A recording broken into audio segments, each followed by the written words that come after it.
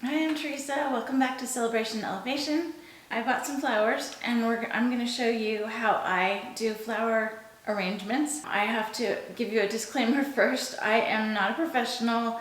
I have not even taken classes in this. This is just something that I learned from my mom. Okay, so we're going to get started. The first thing is I'm going to take I like using a low vase like this because I like to put these on the table, and I like to have a low arrangement so that people aren't trying to like look past it or over it. So I like it to be fairly low. So I cut quite a bit off the stems of this, and that's gonna probably make some people cringe. The first thing is a lot of floral, I think more experts will tell you, if you get floral tape, which is like a really clear thin tape, you can make a grid pattern across the top of your vase. And you know, most of us don't necessarily have that at home, so you could always make sure that the rim of your vase is completely dry, and then you can use some Scotch tape to make a grid. And so the purpose of the grid is so that you can put your stems inside there and they won't move around. So if you're doing, why do I keep making them so short? Okay, so okay, so here they are. I'm just gonna show you. This isn't actually what I'm gonna use today, so I'm just doing this for demonstration purposes. So I would do it a little longer than that, but what you're doing is just making a grid pattern. And then when you're putting your flowers in there, I'm just gonna turn this up and show you. So when you're doing your, you know, they're gonna stay up instead of falling over. Okay, so that's one way you can do it. Another way, and I kind of like this idea. We'll see how much I like this idea, but I'm gonna use some chicken wire, and I know a lot of people don't have chicken wire, so the Scotch tape is probably the way you want to go. But I have some chicken wire because we have chickens, and so I went and got, the tape is like sticking to me. Okay, so I went and got some of my chicken wire, and I'm just cutting it into, what I'm going to do is use this in the vase, right? This is pretty spectacular. Maybe not spectacular, but I was impressed with my thought here. So I'm just going to sort of ball it up in here. So I'm just using a wire trimmer and just trimming off a little bit of this. So be careful with the chicken wire because I'm sort of a poster child for accidents at home, but you know, it's obviously very sharp and pokey. So I'm going to put this in the bottom of the vase like that, and then I'm going to fill with some cold water. Okay, I want to tell you that when you get flowers from a florist or when you get flowers from the grocery store, you always get a little packet of the little stuff that you're supposed to put in the water. And like I said, I am not an expert at this. This is just my home version opinion, I guess, the non-expert opinion. But when my son was in grade school, I think, and they had the science fair, and you know how you have to come up with some kind of project and prove it, and have, you know, they have their hypothesis and then they prove whatever. So we did, I wanted to know the answer to this, so I said, well, why don't we do flowers, and we can do like a carnation in a few different vases and put, because I've heard of different things you can put in the water to keep the flowers lasting longer. So one of them we did plain water, then one of them we did with the packet of stuff, one we did with some sugar, and one we did with some 7-Up. And then we took pictures of it each day to see how they were doing and, you know, what stayed the longest. The one that worked the best was, we were shocked, the plain water. And so ever since then, I really just, I mean, this didn't affect it in a negative way, the stuff in the packets, but it also didn't make it last longer than the plain water. So do what you will with that. That's what we found in our little science fair project. So, okay, so what I'm doing is I bought sort of thinking it's March right now, so in the St. Patrick's Day theme of things, I bought so that I can make sort of a green arrangement, and that's what we're gonna work with here. So I love hydrangeas. They're like one of my favorite flowers. So what I do when I'm trying to figure out how long to make the stems, how long I want them, is I hold it up next to the vase, and then I clip it off, and then I can use this one sort of as a guide for the rest of them. I kind of like a fairly even surface area of the flowers. So one other trick is to take off leaves that are I know I love the beautiful leaves, especially of hydrangeas, but you can actually, oh, you know what we could do? Oh, I just thought of this.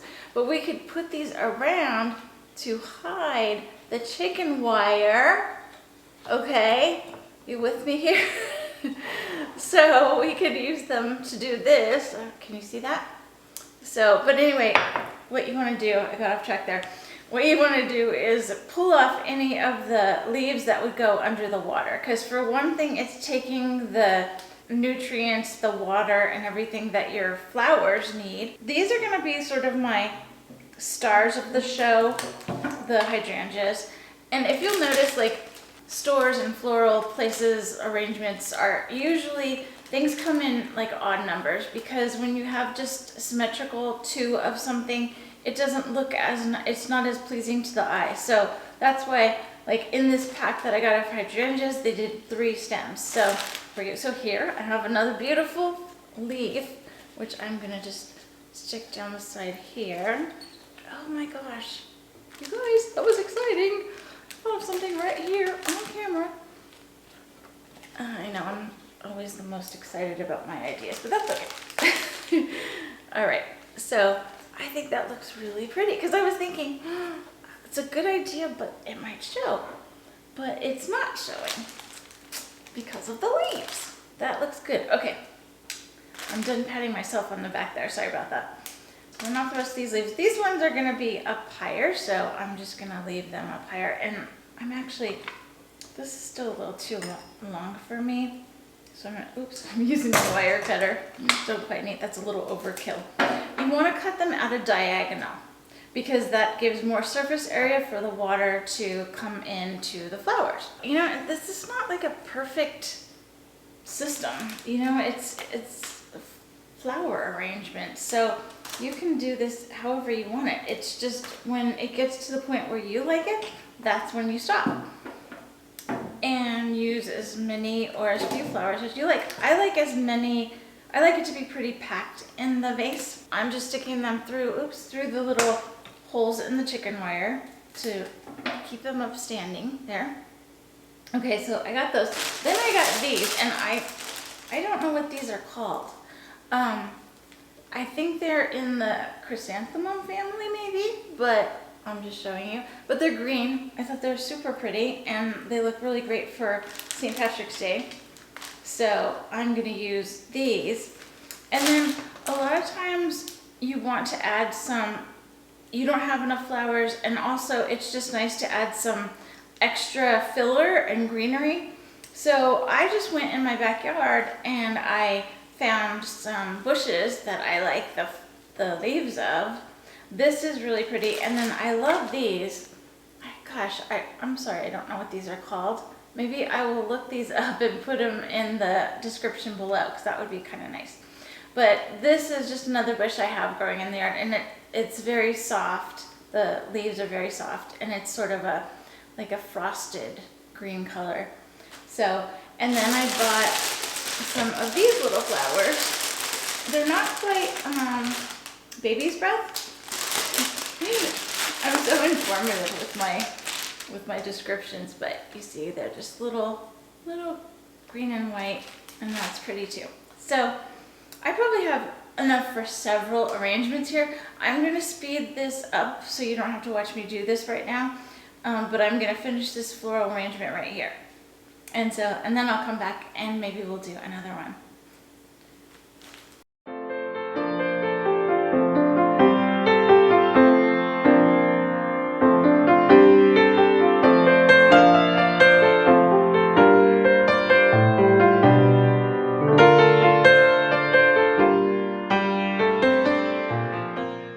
Okay, so I want to show you my finished arrangement here. I think it looks so pretty. And I didn't end up using any of the leaves or anything because I didn't really need to. I'll show you a close-up shot of that in a little bit too.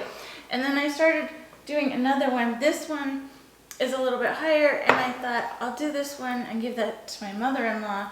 By the way, she is the best gardener I've ever met. She's like works in her flower garden daily, several times daily, and she just has the most incredible flower garden. And she lives on our property. She has a house on our property, and so we get the benefit of seeing it all the time. She has neighbor. Did you see that? The flower petals went flying off. She has neighbors stopping to just tell her how beautiful her flowers are all the time, and she's always sending me fresh flowers, which is so much appreciated. So I never really have too many fresh flowers for her. She's the fresh flower queen, but when I make some flowers, especially for like my website or something for decoration, and like I said, I just like to treat myself to flowers sometimes from the store. So then I'll take them over to her. And what I like to do is I'll put like a bow around the vase or something just to make it look a little more festive.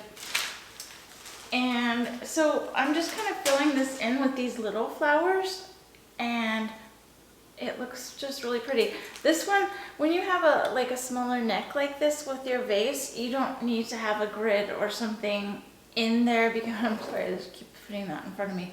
A grid or something in there, because they're just standing up on their own and they're crowded in there, so it's just not necessary. But if you have a wide one like I was using before, that's when it really comes in handy. These look pretty. I'm just kind of, like I said, just adding these here. Something else I wanted to tell you. Oh, so I just wanted to mention, when I picked these out of my yard, you know, I'm always like worrying, like, what if there's like a spider on it or something? I mean, maybe everybody doesn't worry about that, but I do. I don't want to bring bugs into my house.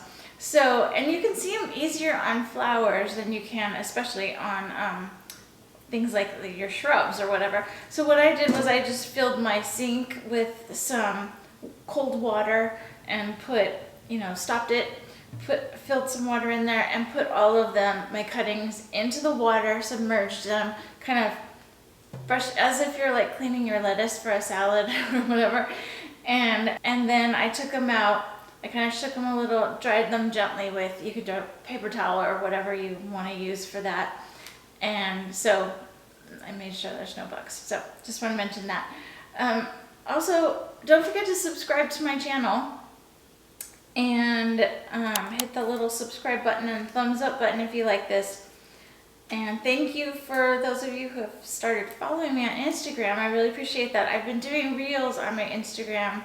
So just look for celebration_elevation on Instagram, and that's where you can find me. And I'm doing little reels lately with just little informative things on there. So subscribe to that too. So thank you for watching. Hopefully this video was informative for you. And that's it for now. We'll see you next time. Thanks.